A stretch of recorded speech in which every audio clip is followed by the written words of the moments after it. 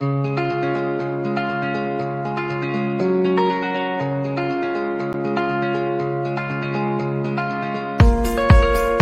month's podcast features Michael B. Horn, an author, speaker, and consultant who is known for his work in education innovation and blended learning. As written by ChatGPT, he is the co-founder of the Clayton Christensen Institute for Disruptive Innovation, a nonprofit think tank that focuses on using innovation to improve education and other industries. In addition to his writing, Horn is a frequent speaker on education innovation and has given talks at conferences and events around the world. He has also worked as a consultant for schools, districts, and education organizations, helping them to design and implement new teaching models and technologies. We would like to thank ChatGPT for providing the biographical information for this introduction. In this podcast, you'll hear Michael's take on artificial intelligence and ChatGPT after extensive research using writing prompts. As amazing as it is, and it is incredible. I mean, if you play with this thing, it's amazing. It's not like it's just writing, the perfect essay is the first statement, even as it's writing a very good one. And how artificial intelligence in the classroom may eventually help not only teachers to connect with students, but also with families. All of a sudden, we've created a much more personal set of conversations that have occurred in the classrooms and connections between educator and students. And frankly, then it's not that much harder to imagine how that extends to the families themselves as part of that. This podcast was created by JFYNetWorks, a Boston-based nonprofit provider of online learning, resources, training, and support. JFY's individualized self-paced curriculum helps raise individual and school performance by maintaining grade-level skills and targeting unfinished learning. For JFYNetWorks, I'm Greg Cunningham. Michael Horn has co-authored several books on education innovation, including Disrupting Class, How Disruptive Innovation Will Change the Way the World Learns, and Blended, Using Disruptive Innovation to Improve Schools. These books explore how new technologies and teaching models can be used to improve student learning outcomes.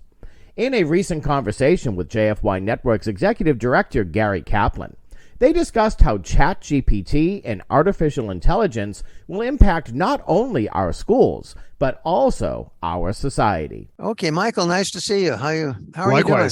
Michael, I kind of want to start with ChatGPT.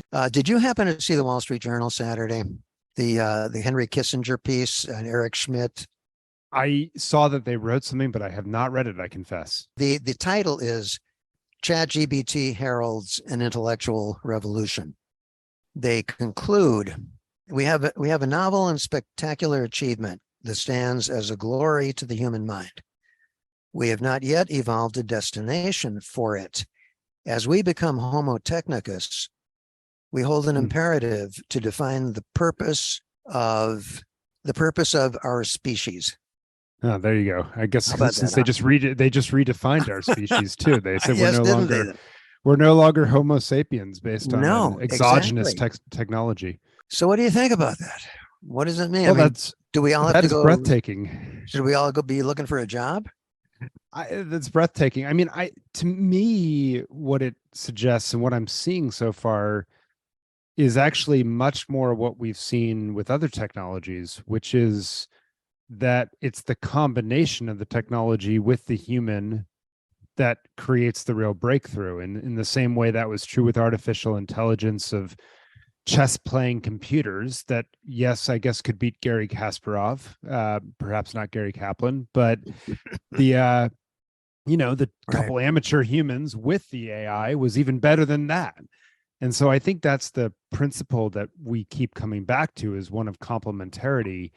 And at least from my reading, whether it's, the hysteria around using it in education, whether it's the question of how does it redefine work, whether it's the question of, I guess, how does it change our thinking patterns? If I understand what Dr. Kissinger and Eric Schmidt are talking about, I think it's still the case that at least in the moment, what we still have is a model that is probabilistic based.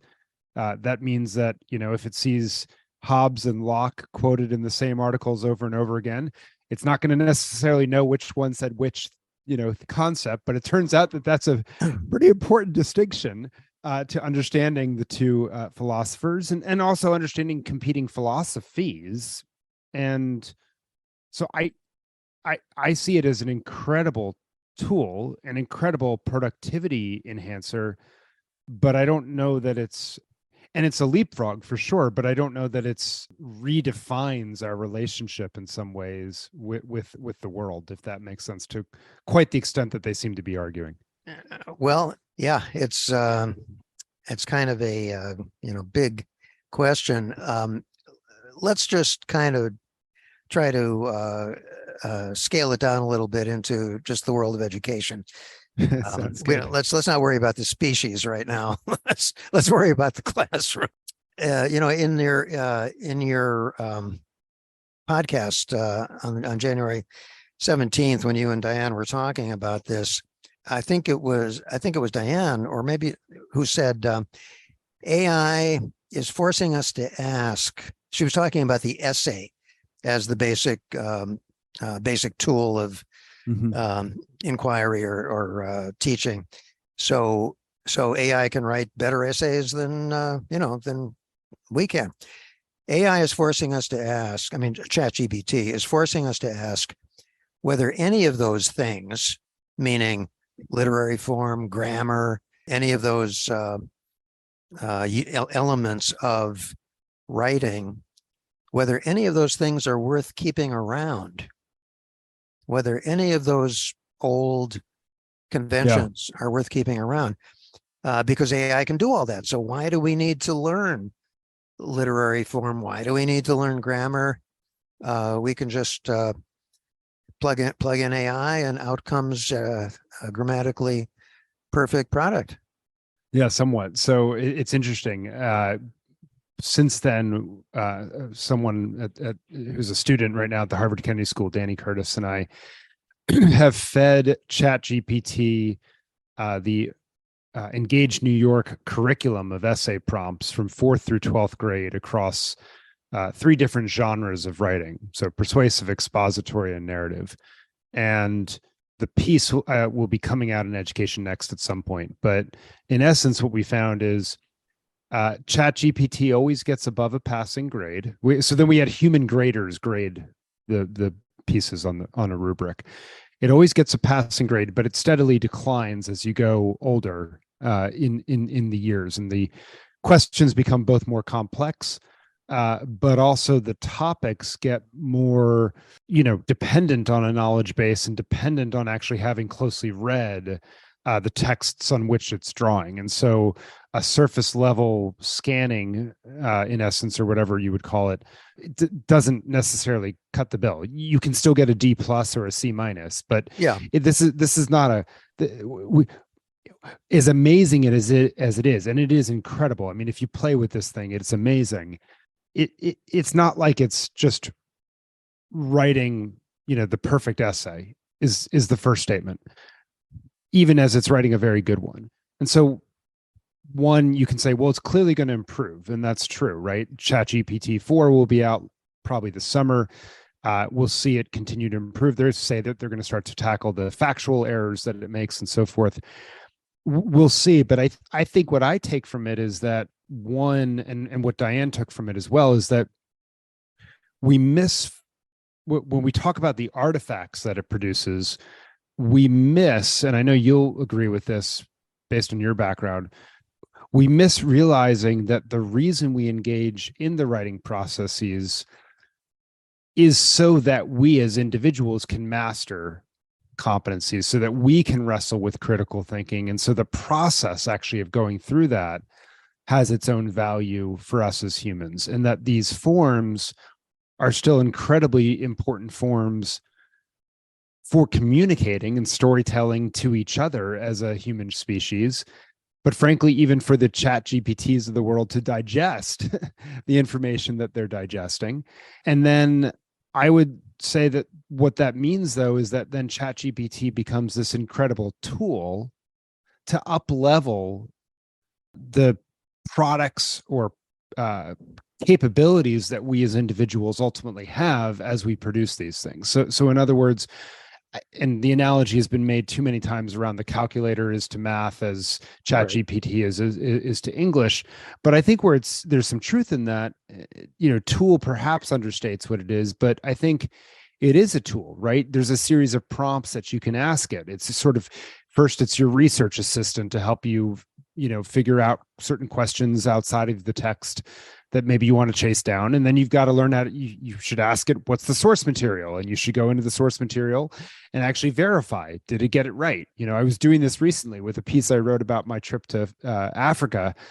And I was trying to figure out the spend in US dollars that Sierra Leone does. And it came back with an answer, $96. And I said, okay, what's your source for that? And they said, these World Bank documents and so forth. So I went into them and I couldn't replicate it. I kept coming out with $69. And I said, this is what I'm coming up with. This is how I got there. And they said, I apologize. I think your figure is right. But it was still useful because I couldn't figure out on my own how to wade through the World Bank documents. I knew it gave you a source.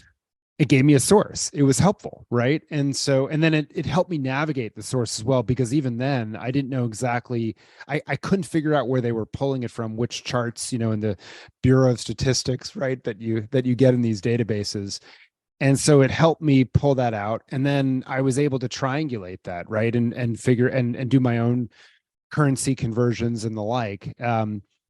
Now, I think you could feed your own prose into it and say, what do you make of this? Summarize it back for me. Does it understand what I wrote? Does that mean I need to write something clearer? It can be a useful editor of sorts on top of you. In the same way, we're able to now use it for non-code programming. I think we can use it in a way as sort of an editor and research assistant on your writing to make sure your product is significantly better. But also in the process of doing that you get better in terms of what you, and I like that phrase, not just what sort of not just the knowledge base that's produced, but your actual individual understanding. I think that's a nice way to think about it. It's a good distinction. Human knowledge, human understanding, and their point is that this is fundamentally different from the Enlightenment, which was all about human understanding. This is kind of all taking place aside from any human participation. It's somehow we've started it going, outsourced things, yeah, we started it going, and now it's just it's kind of we pushed it downhill and is just going downhill. And well, it is interesting on that topic, right? Because I think we still want the humans to be able to understand how these new tools work and function. We want them to be able to get underneath it and both improve, leverage, right, et cetera, them, but know when to shut them off, know when to create more, et cetera. And it occurs to me, though, the second thing is, at least this model is still a large data model, right? And so big data that contains errors does not make it good data. It can still be bad data. And so sure, I think we have to, sort of reckon with that. Now, as I understand the technology, which is not nearly deep enough, but there are some AI models starting to be built out of small data sets. And so that suggests the possibility anyway, that you could be more precise and structured, right, in the AI, and more useful within a narrow band, I think would be the implication. I think in the education field of reference, what's most just the fundamental question, and I think a kind of a fundamental misunderstanding is that what we're looking for in education is not a perfect essay or a test score. We're looking for the student to have developed, as these guys say, to have developed her understanding. Yeah, I mean, you made. I think you made the point in the podcast. Bring it back to learning, and not just the artifact.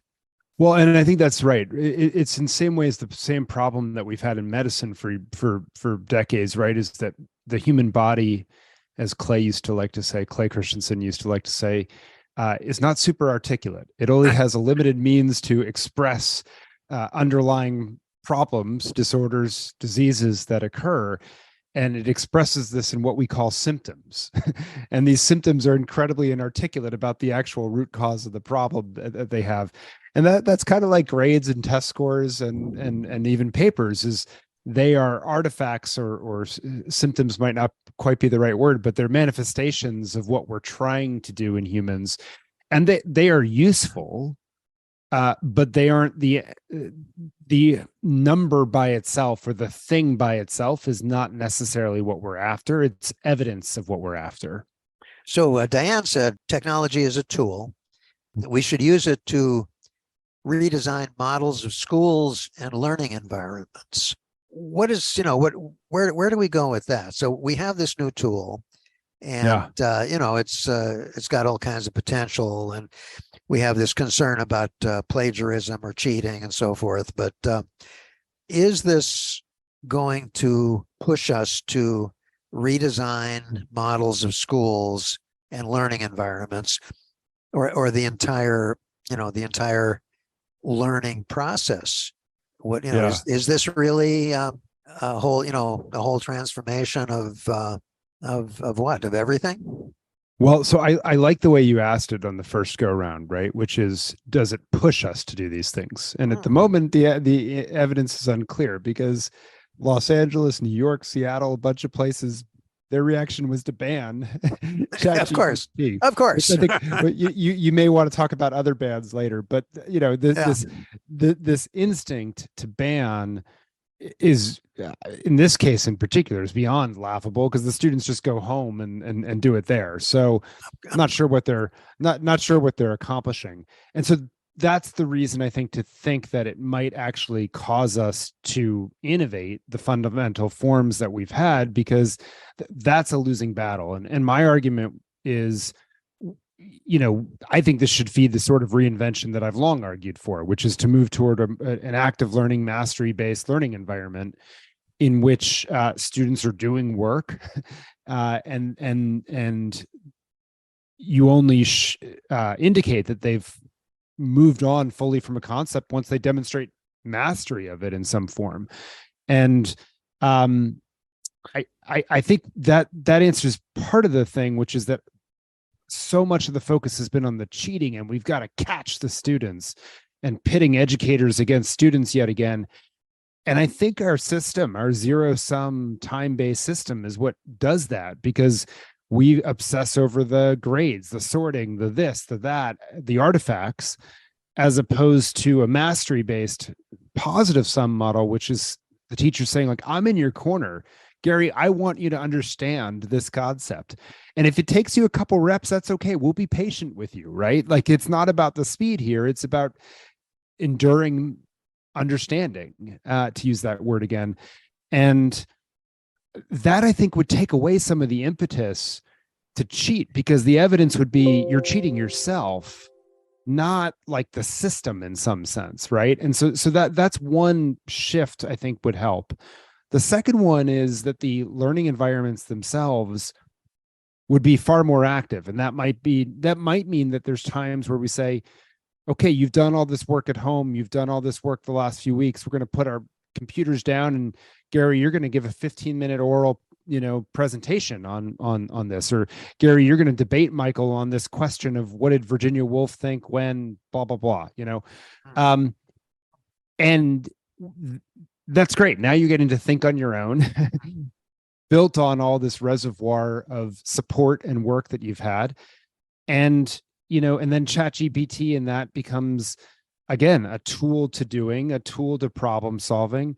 And maybe, as Diane said in the podcast episode, you could use it to produce, what would a good written or oral argument on X look like? And let's dissect that then to see where it has flaws and where it has good things, so that we can even further deepen our understanding of effective communication, but also of whatever the underlying knowledge or concept that we're trying to understand is.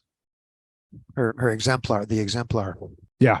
So what this, where this is going is, in order to the teacher, it's a much more personal kind of a face-to-face connection between the teacher and the student. If it's not about the student is sitting in class doing some kind of work on either on paper or on the computer, and the teacher is sitting up there at the desk, if the student has already done all that stuff, if it's a flipped classroom and the student did all that stuff outside the classroom, and we're coming into the classroom to discuss, debate, whatever, that's an entirely different model of the classroom. Yes. How many classrooms do you walk by where you see that going on rather than students sitting there in front of a computer?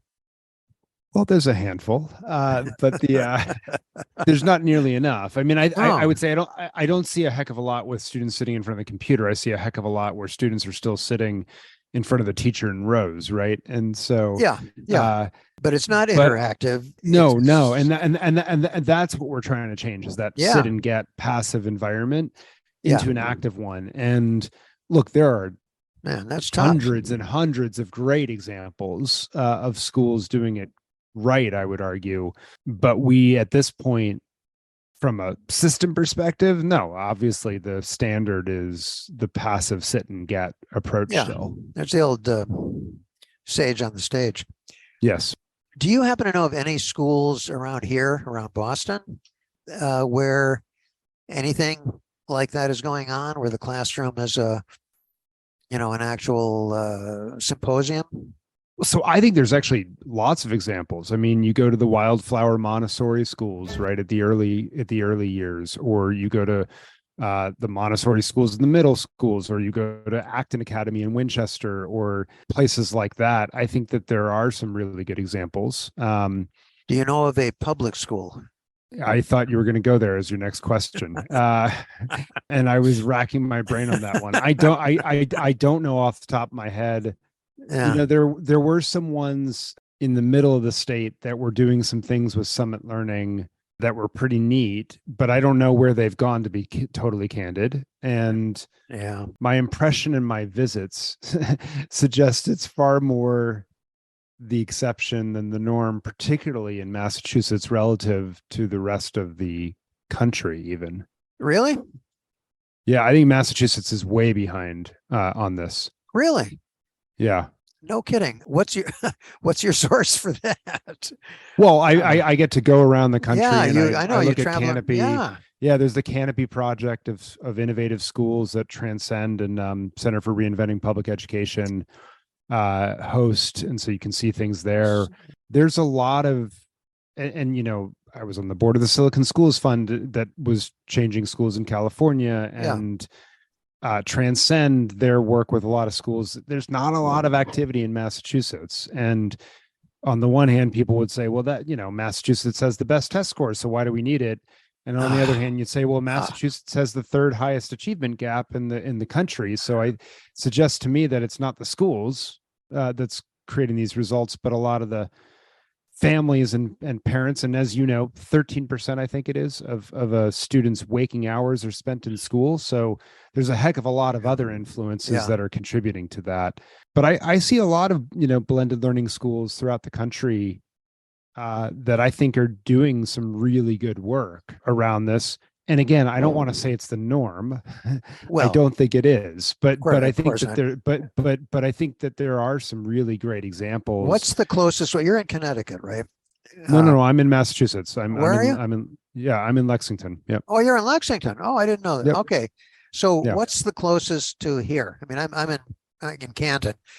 What is the closest to here? Is there some place that we could go think there's visit? Places in Rhode Island. I think there's places in New Hampshire that are doing a good job of this. I think, New Hampshire's the one that immediately comes to mind is a virtual school. So it's not a brick and mortar environment. What's virtual learning? The Virtual Learning Academy Charter School, VLAX, I think is an incredible model. In Rhode Island, the mayoral prep academies, I think, public school network are doing some cool work around this. Anyway, there are places that are doing neat work where I think they're challenging this sit and get model. And look, I think Vermont, has pushed for personalized learning plans. So I suspect there's some public schools there that have maybe moved as well, although I can't name any off the top of my head. If we no longer trust measurements like a paper or a test, because they're all now suddenly corrupted by this this new technology, and we have to somehow figure out how to get into the mind of the student and see what actually happened, if anything. How are we going to do that?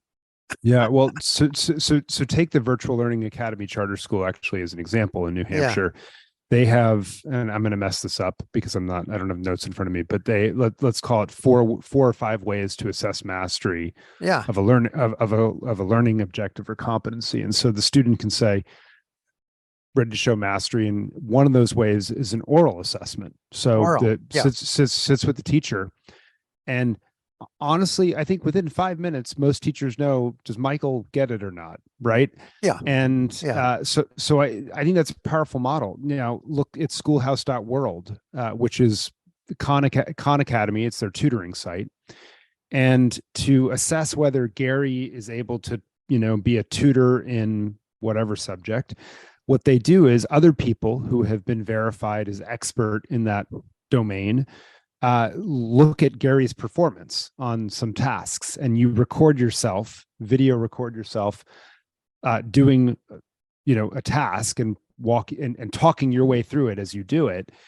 And then these people, objective people that don't know Gary, they look at you and say, yeah, he's mastered that. Or I don't really want him in front of kids talking about that because he has no idea, whatever it is, right? And so I think these third-party assessment of, again, it's still going to be of work, it's still going to be of artifact, but watching you do the work, I think is going to be really powerful as a piece. And I know there's ways to game that as well, but I think the point being that the performance assessment and having a third-party person who's not your teacher watching you do that can quickly get a sense like, yeah, you actually understand this. And there's no emotional piece in me that's saying like, I love Gary, so I'm just going to say he did it. Or I despise Gary's presence in my classroom, so I'm going to say he can't. Instead, like as the educator, I just get to be your advocate and I'm going to help you get there. It's like your piano teacher. They don't sit there at the competition judging you. Their sole job is to help prepare you to get up there and do a great job, but that's going to become the educator. And then you hope that there's these other folks. And I think there's ways to do that, whether distributed or in person, that help assess, that's mastery of that objective task, whatever it might be. It's like the PhD defense, the oral defense. Yeah. We've had this. We just, we just sort of haven't extended it on a very small scale. A very small scale. Now, Western Governors University, higher education, right? Online competency-based university. They serve north of 160,000 students a year. And they have two kinds of assessments. So there's the objective, right or wrong, multiple choice.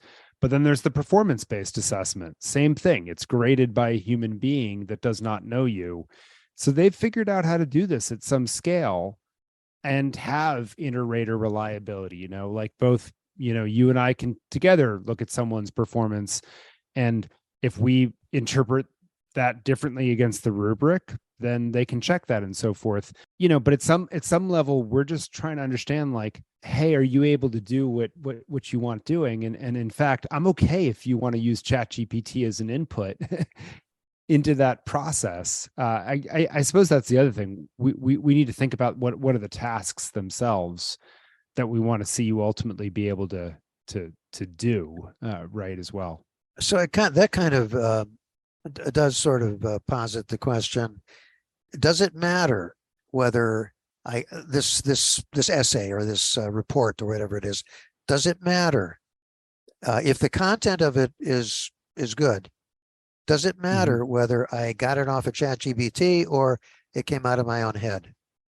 Does it matter? I mean, yeah, I think that the question is the purpose of that, right? Is the purpose for, did I get awesome marketing things so that my company in the world of work can sell more product. Doesn't matter where it came from, right? Right. If the purpose is I want to understand, does Gary understand this so that he can do more complex work and be a more valuable person in society, at work, at whatever, then yes, it does matter, right? And so Yeah. I think I think the question is one of purpose.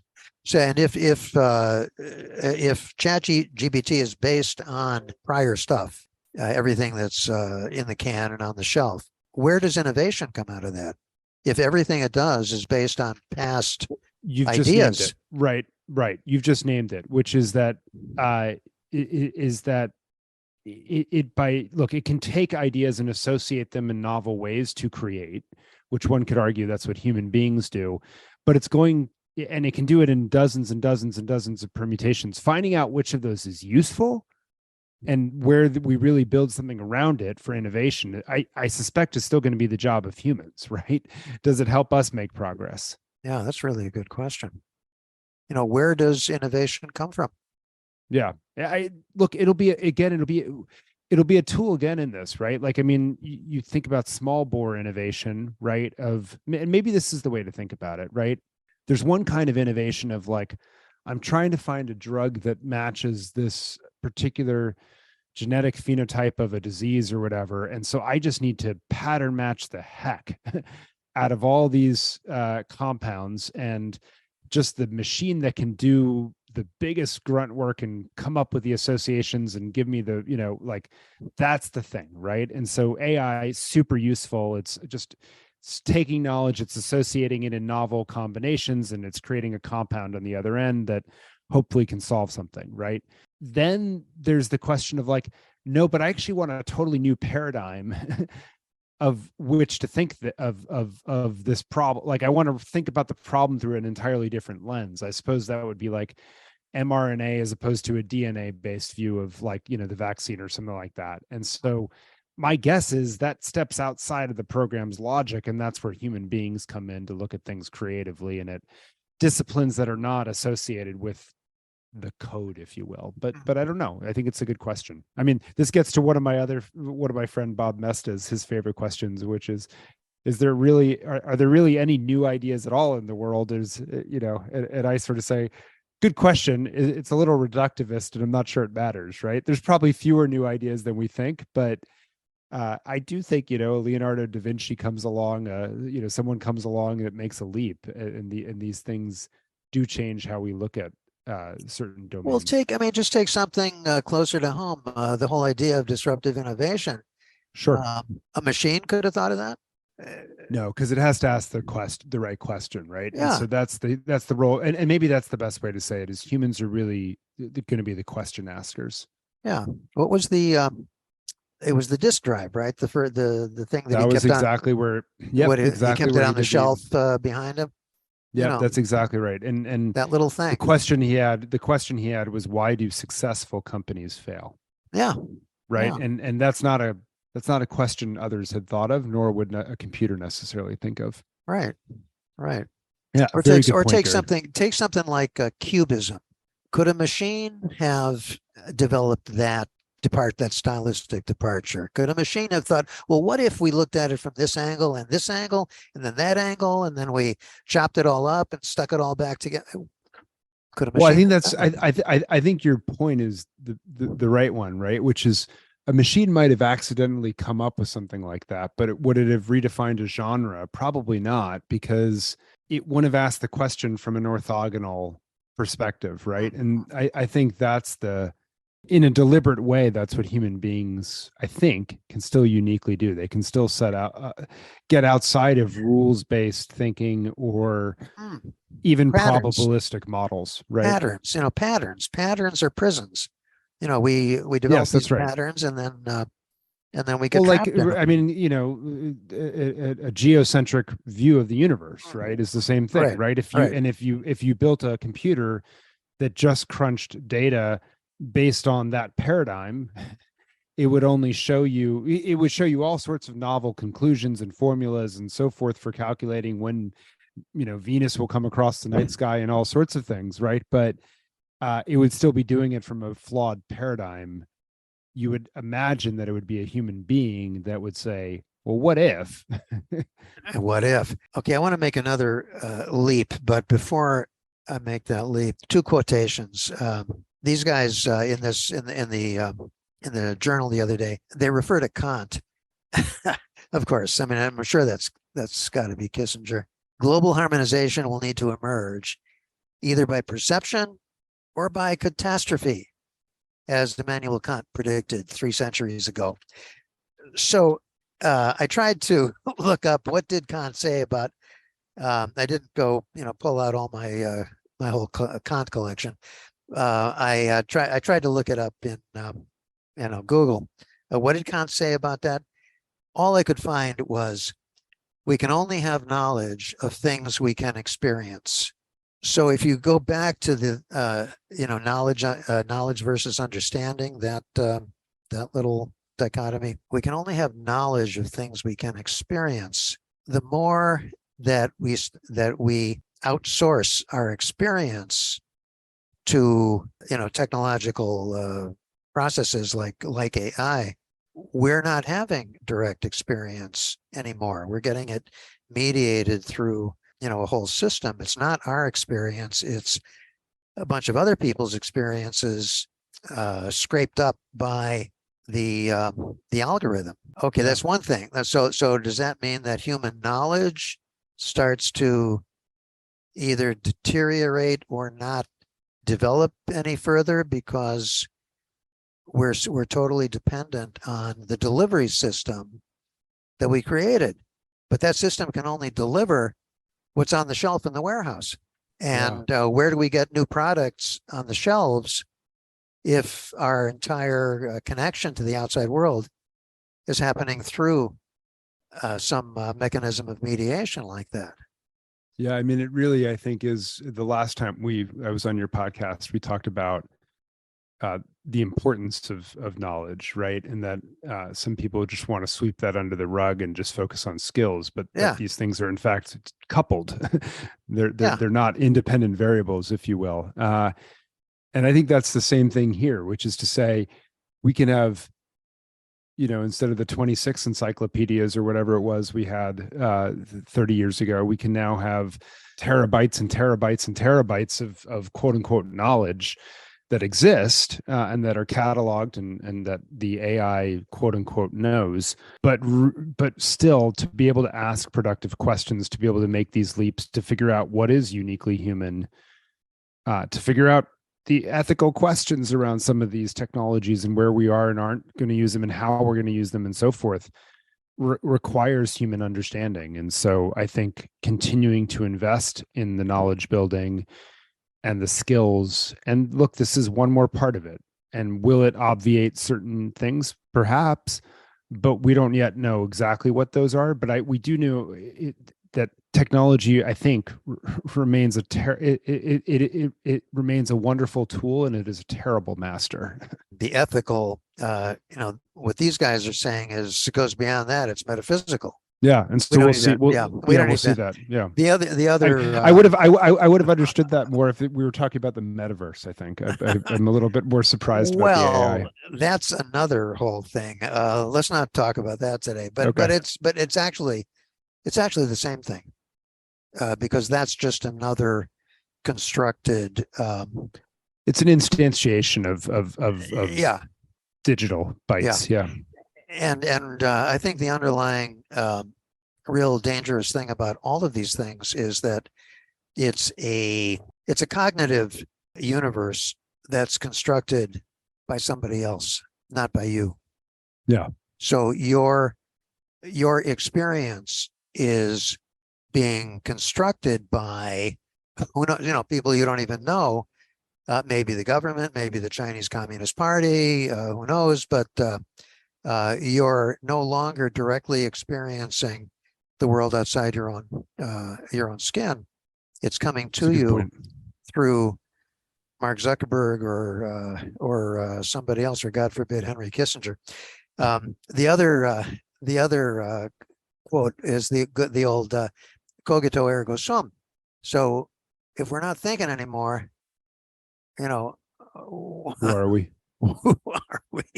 So it kind of makes this thing about the purpose of the species a little less far-fetched. I want to try to make a leap to reopen to reinvent. Yeah. And your whole discussion about culture, how does all of this relate to the question of culture in education, or just culture in the culture? You know, you're saying things like, to build trust, schools must create personal connections with each and every child and family as a matter of routine. This can't be just a 1-hour meeting, but it instead must be a rhythm of deep connections that occur over time. Well, how are we going to do that? Yeah. Well, so let's start with the question of how this relates to ChatGPT, and then answer that. One, when I define culture, right, I'm using the Edgar Schein definition, the MIT professor, and he said culture, right, is the shared, in effect, processes and priorities of an organization.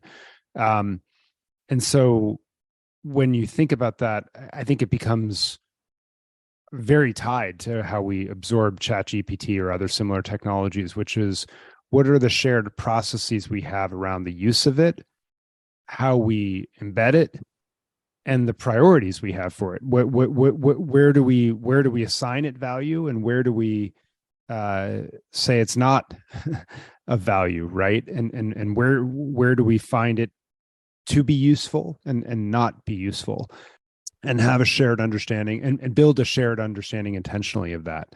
I think that's going to be really critical.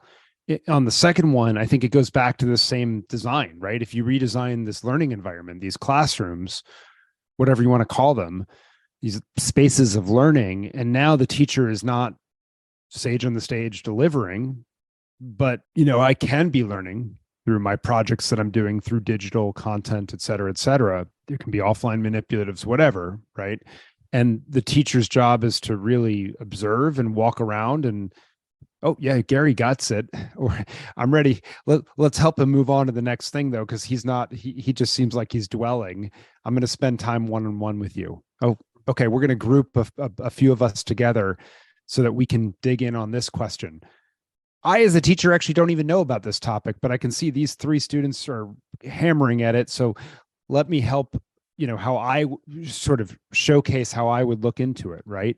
All of a sudden, we've created a much more personal set of conversations that have occurred in the classrooms and connections between educator and students. And frankly, then it's not that much harder to imagine how that extends to the families themselves as part of that.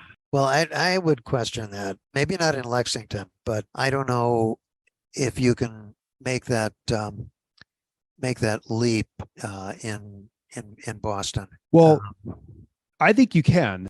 I mean, look, Springboard Collaborative is a nonprofit that works with school districts, recognizing, again, 13% of the waking hours are in school, the rest is out of school.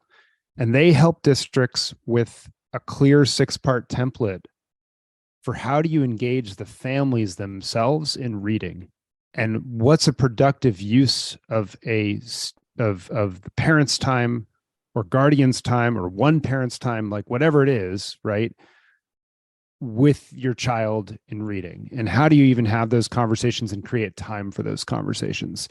And the districts they work with seem to get some pretty, really, you know, good results, because all of a sudden they're all swimming in the same direction, maybe for the first time. In Boston, at the moment, and for a long time, there has been a tremendous amount of distrust between parents and the school district. Yeah, so I think that's right, Gary. And my sense is that, you know, no wonder, right? Because we go back to culture and shared processes and priorities, and there aren't any. There's, you know, they're at odds with each other. Schools are often lying to the parents, frankly, about the progress of the kids and what they actually understand. It's all sorts of confusing systems around how you even get to school and which school you're going to get to. And I think parents rightfully feel that trust or promises are broken, right? And therefore it's frayed. And I know educators feel, you know, parents aren't probably doing what they should be doing either on the other end of it, but pretty confident it's going to have to be one of two things will happen. Either we'll see what's happening in Detroit and other places where parents are starting to create micro schools outside of the district, right? And opting out completely of the district to build an education system for their kids, or the educators are going to have to flip this around to be much more intentional and deliberate about creating a culture in which they're swimming with the parents, not against them. And I agree with you. That is not easy, but I think it can be done theoretically in the environments. Now, given the legacy of the structures, I don't know if Boston can turn it around, but I guess I'm saying in an urban environment with lots of low-income students, lots of families that feel disenfranchised, can it be done? I think at a small scale, there's evidence that we can. Can you do it across a system that's operated like this? I don't know the answer to that. There's not a lot of evidence to make you feel optimistic there. Geez, I don't want to end on that note. Well, let me say it on the positive side again, which is I do think we're seeing really small micro school communities pop up in these urban environments that are doing some remarkable things, and it's led by one educator that that creates an incredible set of connections. And to me, it says schools could do this work, right? We push resources down to the classroom, to the schools themselves, as opposed to sucking it up into the central office. And I think there is the opportunity to do a lot of this. Well, there's perhaps another option, which is community collaborations. Yes. There's a couple of those. Are you familiar with Higher Ground at all?